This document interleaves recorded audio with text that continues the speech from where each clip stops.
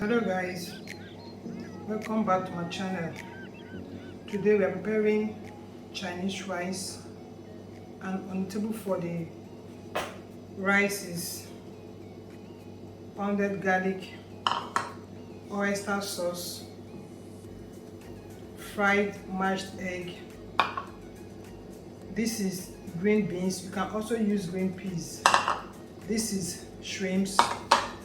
This is chicken breast and olive oil. This is boiled rice with salt. You can use normal rice, basmati rice, or brown rice if you are watching your weight.